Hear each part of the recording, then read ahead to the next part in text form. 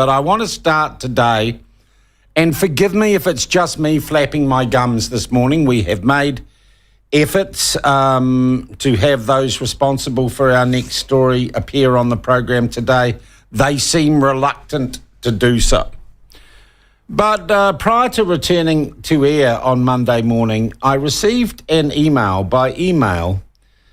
from a concerned punter, put it that way, a concerned punter who I thank very much, a link to a document published by the government's media and cultural funding agency, New Zealand On Air. It is called Te Tiriti, that's, for people who speak English, the Treaty Framework for News Media. It is a document that contains about eight pages of, if you like, primary material and then a whole lot of background material. It was paid for by you, by New Zealand On Air. It was commissioned by New Zealand On Air, and it bears their logo. It is an official government document. It's important that I stress that. It's not an independent piece of research. It has been paid for by you, the taxpayer, and funded by a government taxpayer-funded agency. It is therefore an official document that reflects government policy. Hold on to that thought. This isn't some random thing. It has been written by a bunch of academics, many of them from Massey University, experts in media and journalism. And just to clarify, what does New Zealand On Air do? It distributes, in terms of news media, more than $100 million a year in funding, $80 million per year for what it calls scripted and factual programs or content. And that can cover a wide variety of information, podcasts, documentaries, television programs. It has also been responsible for the distribution of the Public Interest Journalism Fund. That is another separate $55 million specifically for news media. And the final round of the Public Interest Journalism Fund is currently underway. That is a $3 million disbursement to those who meet the requirements and are going to make the sort of public interest journalism that New Zealand On Air deems, by the criteria of this particular document, to be appropriate. You do not get any of that more than $80 million funding as a producer of podcast, television, radio, as a news organisation, unless you sign a contract accepting and agreeing to abide by certain criteria in regards to the Treaty of Waitangi. You simply are not eligible if you don't sign a contract agreeing to acquiesce to the official view of the Treaty of Waitangi and its place in New Zealand society. Now, the person who sent me this was clearly concerned, and they only sent me the framework, the first 8 pages, was extremely concerned at what they read. And I have to say, for the past week, in the past few days, I too have been increasingly concerned as I have read this document. At this stage, I must say there is a reason the platform, as a matter of policy, does not accept government funding for its operations. God, we need some, but we're not going to accept it from the government. And the reason is that we are of the philosophical belief that with government funding comes strings attached, which literally strangle our ability to do our job properly and be truly independent and impartial news media. It was very much part of the decision I made to set up the platform, because I saw the influence of government funding and the group think and speak that was emerging, and I was concerned about it.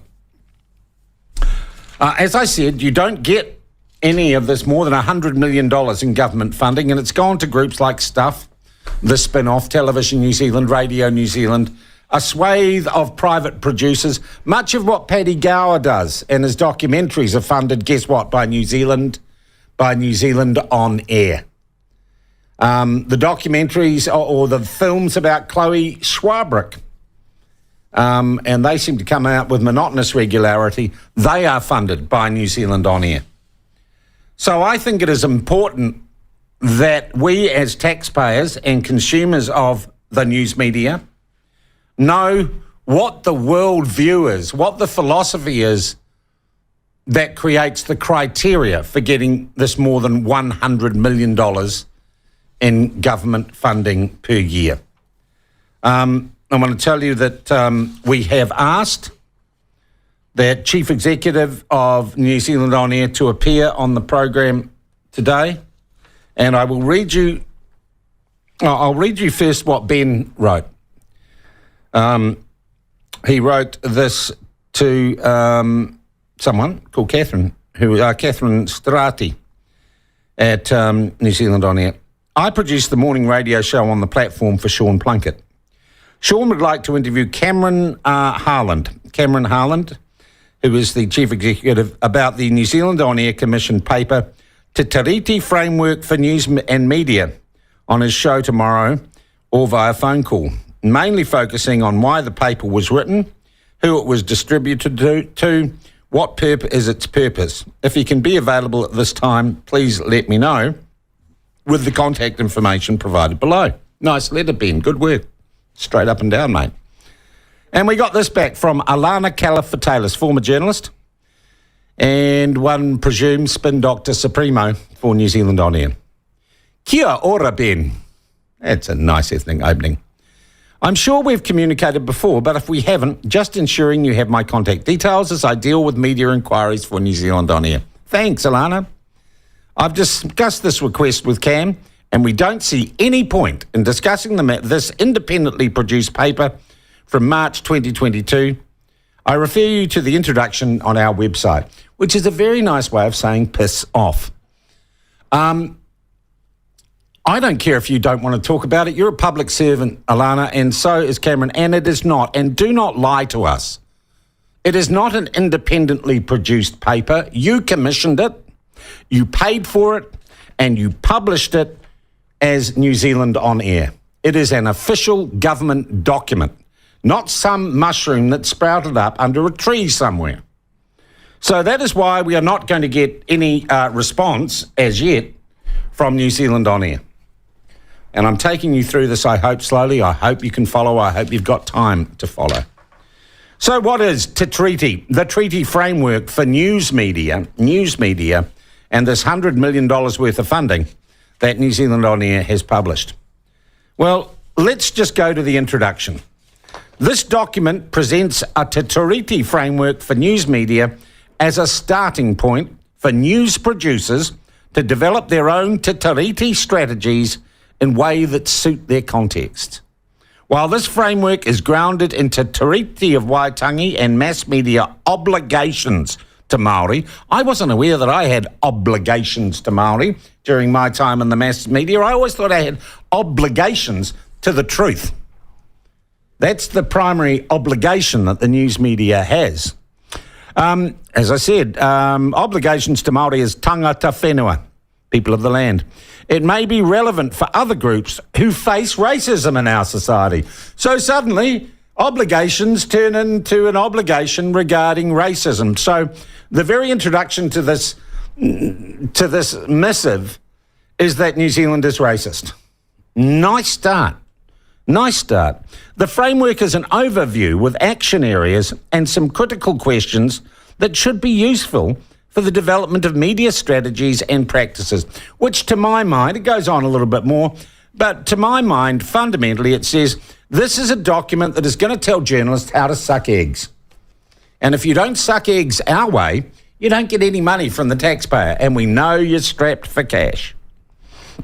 Also, by the way, as you listen to this, think about the things that outrage you on television, on TV3 and TVNZ and Stuff and Spin-Off. Think about the things that drive you nuts, and you're going to find, as I talked to you this morning, the genesis for the things that are driving you crazy about the news media in New Zealand. It's not an independent document. It is the thought police protocols for the brave new world of news media in New Zealand. Let's look at this as a news media framework through. We go on to page 5. Rationale. Oh, I'm looking forward to this. Now, as tangata whenua, says the document, of Aotearoa, or New Zealand as we're more commonly known, Māori, get this, and this is, don't forget, this is the starting point. This is the first gutsy piece of this document. Māori have never ceded sovereignty to Britain or any other state. The Declaration of Independence and the Treaty of Waitangi asserted and continue to assert Māori sovereignty and was signed by Hapu and the Crown. The treaty carries rights and obligations for both parties with implications for social justice. Despite the treaty, colonial constitutional practices have entrenched Pākehā systems of governance that continue today. This means our society has a foundation of institutional racism, where organisations, agencies and institutions continue to benefit Pākehā and routinely produce policies and practices that result in avoidable inequalities between Pākehā and Māori. So the very basis of this document, folks, the very basis is that New Zealand is a racist country and that Māori are not like the rest of us. They are an independent nation. So to get any money from New Zealand On Air and the taxpayer as a journalist and a media organisation, you have to accept that we live in a country which we are the occupiers in. If you're non-Māori, all non-Māori, that's what I presume they mean by Pākehā, are colonial oppressors. We are racist, our institutions are racist, and Māori have a right to their own form of governance and government that is separate from being part of the Westminster-style democracy we call New Zealand, run by a parliament through elections every 3 years. That is the starting point of the philosophy that news organisations must accept and implement to get more than $100 million or be able to get any slice of the more than $100 million in government funding available to news organisations. I want to ask you the question, and I'd love you to text in. Is that a view of New Zealand that you agree with? That we are separate peoples living in a racist post-colonial society, that Māori, however you choose to define them, have not ceded sovereignty, do not need to recognise the parliament that we have, or the way our system of law and governance works, because that is fundamentally the basic rationale of this entire document. And I wonder how many New Zealanders would agree with that. And I stress again, this is not an independent think piece by some wokesters at Massey University. This has been paid for by you, it has been commissioned by a government agency, and it has been published by a government agency in the context of criteria for allocating government money. It also says news media organisations have an obligation to be accountable and responsible in the way they represent Māori and decide what is newsworthy, as well as how they organise their own structures and processes to align with the Treaty of Waitangi.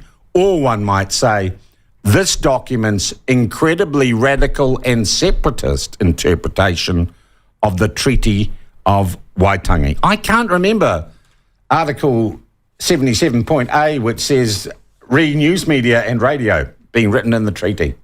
So one can presume this has all been made up post the actual signing of the treaty. But this believes, and the government therefore believes, that there is an obligation on the news media to give Māori some special status in regards to this. The document then goes through a whole lot of action plans and questions that media organisations who want to get their hands on taxpayer funds, they've got to ask questions about how they recognise the treaty Who's leading the work in their organisation to recognise the treaty? How does the organisation take responsibility for its culture and environment? How do news practices need to change to reflect the treaty? How does the organisation embed autonomy for Māori news into its work? What's the difference, for goodness sake, between Māori news and normal news? The truth, some facts, presented in context. That's the way journalism works. How do you assess what stories are newsworthy in light of the treaty? Well, stories your audience are going to be interested in, no matter the colour of their skin or their ethnic background. What are the values, we should ask ourselves, that result in inequitable reporting of Māori and Māori issues? Well, that's presuming you think the reporting is inequitable. Also, an action area, staff recruitment and training support. I do not, by the way, the platform would appear not to meet any of these criteria, and I'm damn proud of it. How does journalism training need to change to teach and reflect on the treaty-based journalism practices? Who says it does? How do media organisations recruit, train and support and actively promote Māori journalists? I'll promote journalists, good journalists, no matter what the colour of their skin is. How do they get them into management and decision-making positions? Well, they're good at their jobs. It's called a meritocracy, New Zealand On Air. They are good at what they do. They are fair, balanced, impartial. They're not a-holes. But oh no, they've got to be the right ethnicity as well. How are non-Māori staff trained so they can cover Māori stories? This includes the Treaty of Waitangi history and interpretation, Te Reo pronunciation, tikanga, and understanding colonial history. What about understanding all history? Now, okay, you get the idea, and I'll explain why this has dominated my life for the last few nights. There's a section in this called Societal Accountabilities. You're not going to believe what you hear next. And once again, don't forget, official government document paid for by you, published by New Zealand On Air, criteria for getting money from the taxpayer. As a result of colonisation, we live in a society that perpetuates racism and inequities. In response, many Māori organisations and networks are decolonising, and Pākehā-led non-government organisations are restructuring themselves according to Te Treaty o Waitangi. For news media, it is not simply a matter of reporting fairly, but of constructively contributing to the treaty relations and social justice. Boy, are they telling us how to suck eggs at an enormous rate of knots. So the government is arguing through this document that we're in a process of decolonisation, and the news media must be actively involved in that process. Shouldn't it? Should be actively involved in telling the truth and reflecting changes in our society. It goes on. Media organisations need to consider the colonial context of living in Aotearoa, New Zealand, and identify structural causes, institutional racism, colonisation, inequities and Pākehā advantage that influence their reporting and the issues they report. So you have to recognise white privilege. White privilege must be part of the culture of your news organisation to get any money from the Public Interest Journalism Fund or from New Zealand On Air. So one presumes when Paddy Gower makes his partially state-funded documentaries, he recognises post-colonial white privilege. There is a reference to male privilege and 50-year-old males later on in the document. So it is full of its own prejudice and bile. This domain focuses on how news media construct and present issues, particularly where the broader accountabilities and systems are considered and how Māori are represented. 2 pages of detailed examples of alternative practices are provided in the evidence section. So how to be woke. It is literally an instruction book on how to be woke. And remember, if you're not woke, if you don't pay lip service to wokedom and adopt these recommendations, you are ineligible for more than $100 million, or your share, your slice of more than $100 million in free government money. Look, they go on to talk about worldviews and norms. You have to ask yourself, how does the organisation address the issue of use of language and culture in news items? This could mean increasing everyday use of te reo Māori in news items and including information about tikanga as context in news stories. So many people I read say, I don't understand the weather anymore. Are we speaking English or are we speaking Māori? Well, we're speaking both, and this is the official guide, suggestion guide. This is where it comes from. It's telling news media to get the money, you got to throw in some Māori words and be woke. There we go. It's right there. Well, actually in red and white. It's published, not black and white. How does the organisation question and broaden its interpretation of news values by considering Māori-controlled news media interpretations without putting an excess burden on Māori staff? Now, that's the other thing. You want to have a Māori perspective. Don't work the Māori staff too hard in giving a Māori perspective. All the while, throughout this document, it delineates between someone who is a Māori reporter and a Pākehā. And they use Pākehā, it seems to me, in this document in the context of white, if not subliminally white male. It is a document that speaks very little about Pacific Islanders, other immigrants from other places, other cultures, other ethnicities. Doesn't talk about Indian people particularly, Asian people particularly. It has a very binary, bicultural view of the world. And it's also got some instructions, though I've got to be fair. It also tells Māori media organisations how to suck eggs. I could go on and on and on. I've spent hours poring over this. And it is so disappointing. It is so disappointing that New Zealand On Air won't front to talk to this official document that has lied saying it's an independent report. No, it's an independent report you commissioned, paid for and published. It's policy. It's New Zealand On Air policy. And here are the hoops laid out before us, the hoops that our news media are jumping through to scrabble for the crumbs of government funding that are handed out to them. And how willing they are to accept Willie Jackson's view of a completely separate New Zealand world where there are going to be two governments and two nations in the one landmass.